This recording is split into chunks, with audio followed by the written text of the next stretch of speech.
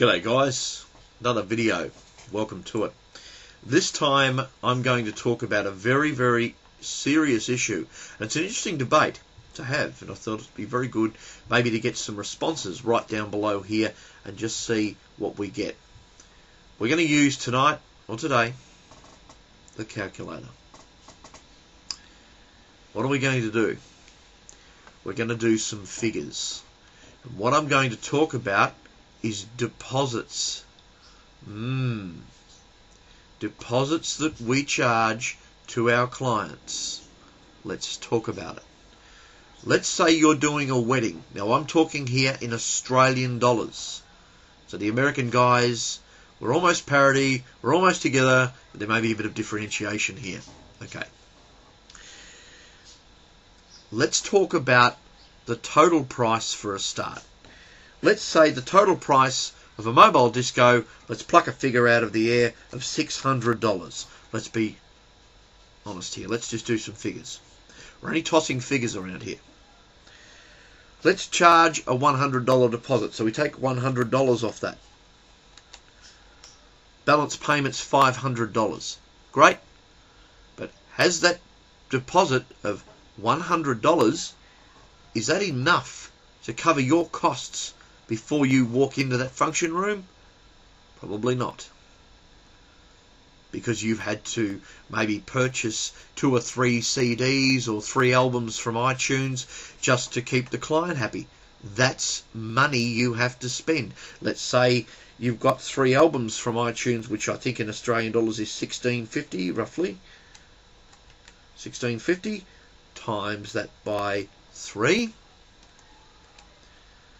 $49.50.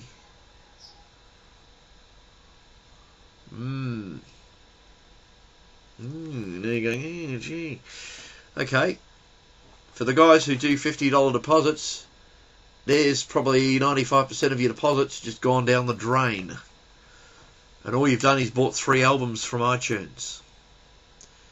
Next question. If you don't have to buy music, do you have to buy in, let's say, additional equipment? Doesn't happen very often, or you may have to hire it. So, we've got our $600, right? We've minused our deposit, which is $100. Okay? $500 is what we've got. Now, we've taken out our $49.95, which we'll take out of our we'll take that out of our $100.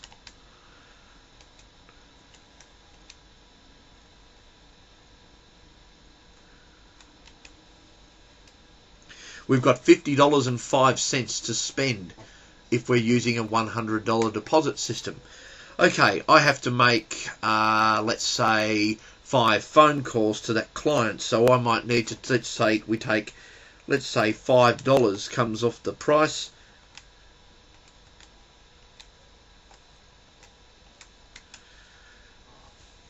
Let's try this again. It's $50.05 minus $5 gets us back to $45.45. This is realistic stuff, guys.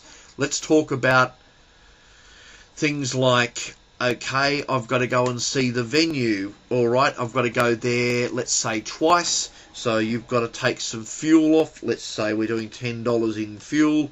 Back to $35.50 out of our $100 deposit. We're not making a lot of money here, are we? And we're just running off this $100 deposit to get all this work done. We get a phone call from the client. The client says, I would like to meet with you. Can we go for coffee? No problem. Sure. It's going to probably cost you $20 in coffee. You're down to $15.50. That's not including fuel to get there. We're not making a lot of money here, guys, are we? No, we're not.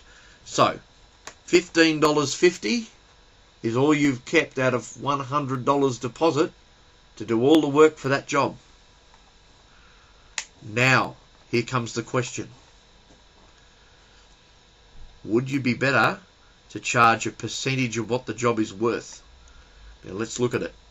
If the job was $500, right? We, let's say, had a let's use 30% because it's probably a fairly easy figure. Minus 70% gives you the 30% figure. The 30% figure is $150.